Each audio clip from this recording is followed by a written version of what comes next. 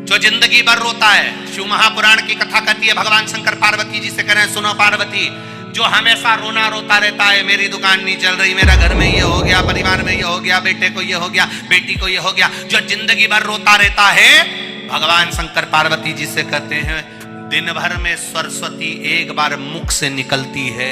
जो दिन भर रोता है, किसी ना किसी चीज के लिए रोता ही रहता है, वो पूरी जिंदगी रोते रोते ही निकालता है। जो दुख आने पर भी कह दे कि परमात्मा है, भोलेनाथ जी बैठे हैं, मुझे टेंशन नहीं है, तो वो अपनी जिंदगी को खुश होकर जी लेता है। फिर उसको दुख नहीं झेलता, फिर उसको दुख नहीं। कितना एक भील की कथा आती है शिव पुराण के अंतर्गत। एक भक्त भील था जिसका नाम था चंड। चंड भील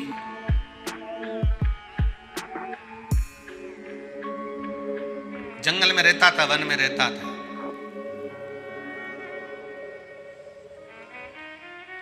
जंगल में रहता, वन में रहता, और वन में रहते रहते रहते रहते एक बार निकल के जा रहा था तो उसको टूटा हुआ खंडेरा शिवालय दिखा। शिवालय मतलब शंकर का मंदिर टूटा हुआ। जब टूटा हुआ खंडेरा दिखा, शिवालय दिखा, तो वो शिवालय में गया। उसने देखा यहाँ शंकर जी हैं, शंकर भगवान का शिवलिंग रखा हुआ है।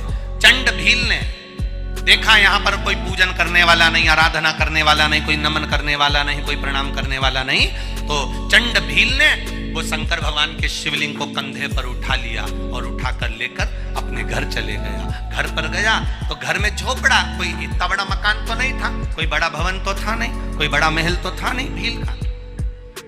चंड भील ने अपने झोपड़े में शंकर भगवान के उस शिवलिंग को रख लिया।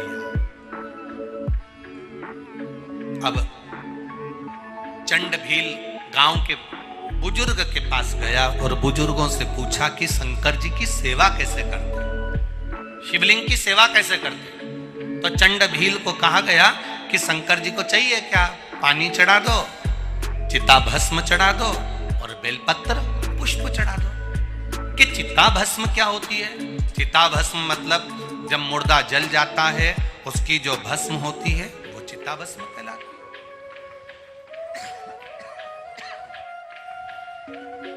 चिता भस्म, हाँ। चंड भील ने नियम ले लिया, मेरे गांव के बुजुर्ग ने जो बताया है, जल चढ़ाऊंगा, फूल चढ़ाऊंगा, बेलपत्र चढ़ाऊंगा, चिता भस्म चढ़ाऊंगा।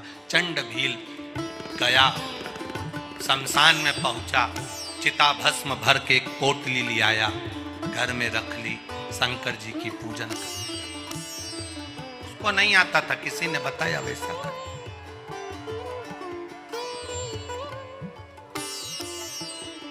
अब उसको ये नहीं मालूम कि ये सही है कि गलत है।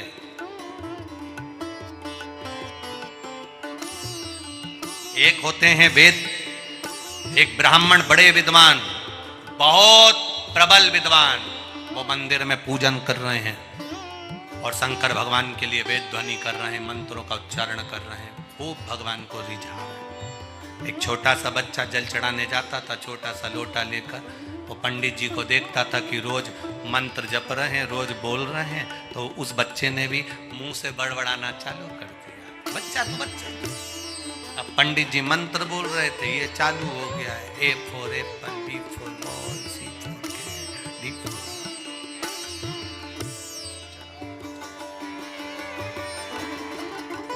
पंडित जी ने चिल्ला दिया, पागल हो गया, मूर्ख हो गया, मेरी नकल कर रहा है, मैं मंत्र पढ़ रहा हूं, तू A for एप्पल पढ़ रहा, B for बॉल पढ़ रहा।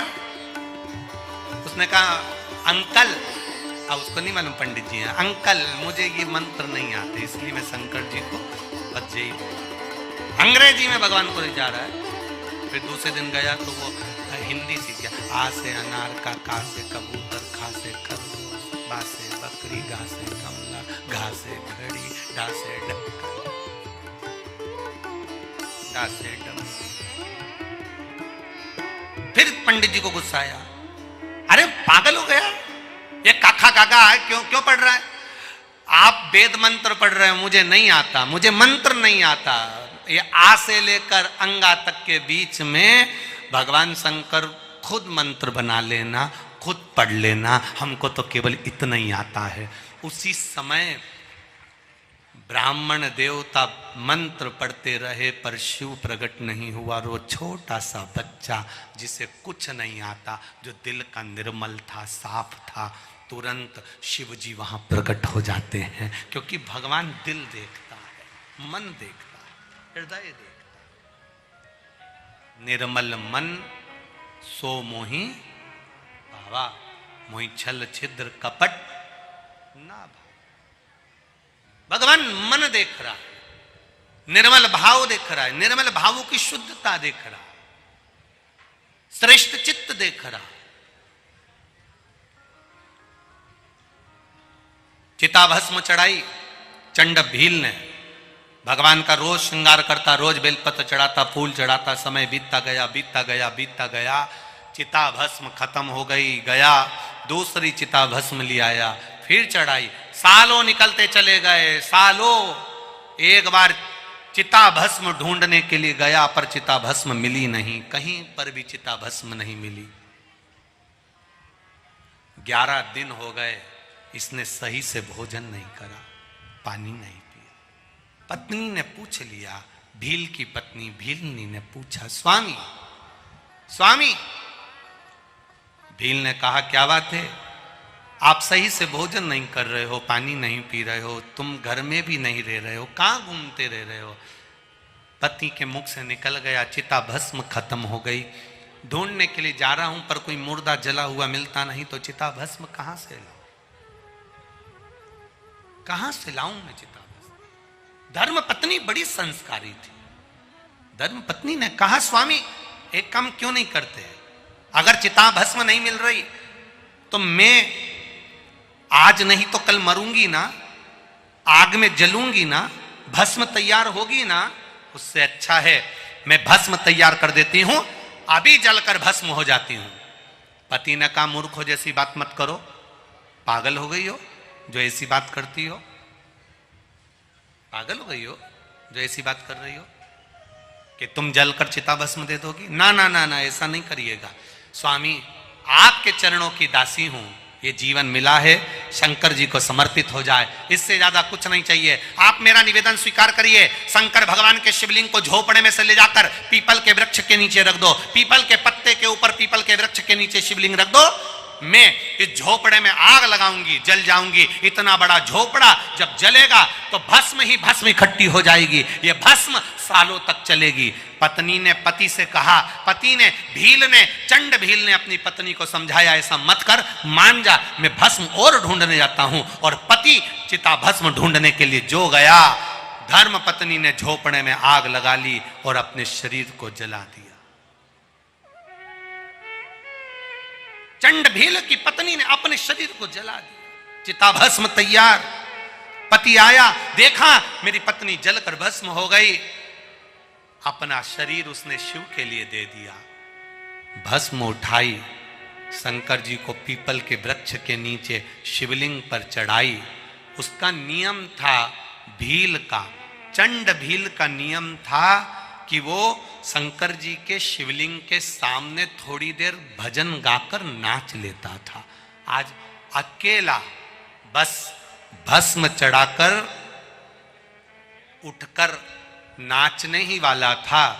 उसके मन में आया कि आज तक मैं जब से शंकर जी को लेकर आया हूं अकेला नहीं नाचा, मेरी अर्धांगिनी साथ में नाचती थी, मेरी पत्नी साथ में नाचा करती थी, शिव जी का भजन किया करती थी। आज अकेला भजन कर रहा हूं, नाच रहा हूं। उठकर हाथ उठाए थे हर हर महादेव कहने के लिए, इतनी देर में पीछे से धर्म पत्नी ने आवाज लगा दी, हर हर। जो धर्म पत्नी ने आवाज लगाई, चंड भील को लगा ये तो मेरी अर्धांगिनी की आवाज है, ये तो मेरी पत्नी की आवाज है। जो उसने पलट कर देखा, अपनी आंखों को हिलाकर देखा, ये तो मेरी पत्नी लग रही है, पर वो तो मर गई थी, चिता भस्म मिली थी, तो ये कैसे जीवित हो गई? जो नेत्रों पर हाथ लगाया, पास में धर्म पत्नी खड़ी थी। चंड भील ने अपनी पत्नी से पूछा, क्यों तुम तो जलकर भस्म हो गई थी, यहां कैसे खड़े हो? पत्नी ने कहा जलकर भस्म हो गई थी, पर आपने मेरी भस्म जब शिव को चढ़ाई है ना, शंकर भगवान ने मुझे पुनः जन्म दे दिया है, पुनः प्रकट कर दिया। शिव सामने थे, मेरा ओघड़दानी मेरा शंकर सामने खड़ा था। दोनों पति पत्नी हाथ उठाकर हर हर महादेव कह रहे थे। आंख से दोनों के अश्रु बह रहे थे। भोलेनाथ जो भील और भीलनी को देखे, शंकर जी ने कहा अब क्या चाहते हो बोलो। भील और भीलनी कहते हैं आपके कैलाश में रहना चाहते हैं। शंकर जी ने नंदी को खड़ा करा, भील भीलनी को नंदी पर बिठाया। भोलेनाथ जी ने नंदी का डोरी रस्सी को पकड़ा, लेकर मेरे महादेव कैलाश के लिए चल दिए। ये निर्मल भक्ति है। निर्मल मन सो मोहि। भगवान कभी नहीं कहेंगे आपसे कि आप सोना दो कि चांदी दो कि हीरा दो कि पन्ना दो। भगवान शंकर कभी नहीं कहते कि मुझे इतना दो। भगवान शंकर कभी नहीं कहते कि मुझे 2 किलो दूध चढ़ाओ। भगवान शंकर कभी नहीं कहते कि मुझे 5 किलो घी चढ़ाओ। भगवान शंकर कभी नहीं कहते कि मुझे इतना सारा चंदन लगाओ। शंकर भगवान कहते हैं निर्मल मन से मेरे पास आना। तेरे पास कुछ भी नहीं है, मेरी बेलपत्री जो चढ़ी है उसे उठाकर धोकर वापिस चढ़ा देना। मेरे पास कुछ भी नहीं है, तेरे पास कुछ भी नहीं है। अगर शिवलिंग पर बेलपत्र भी नहीं है तो शिवलिंग का मात्र 3 उंगली से स्पर्श कर लेना, और हाथ में चंदन भी नहीं है तो उंगली फेर कर चंदन का भान कर लेना। मैं उस चंदन को स्वीकार कर लेता हूं, मैं उस बेलपत्र को स्वीकार कर लेता हूं। कुछ भी नहीं, मेरे मंदिर के सामने से जाना, मुस्कुरा कर चले जाना, मैं तुझे प्रसन्न कर देता हूं। शिवलिंग का, शिवालय का शिखर का दर्शन हो जाए, बस उसका दर्शन कर लेना। मैं उन्नति की सीढ़ी पर शिखर जैसा बढ़ा देता हूं। तू क्यों चिंता करता है? चिंतन कर मेरा, मैं तेरे साथ हर पल चलता हूं।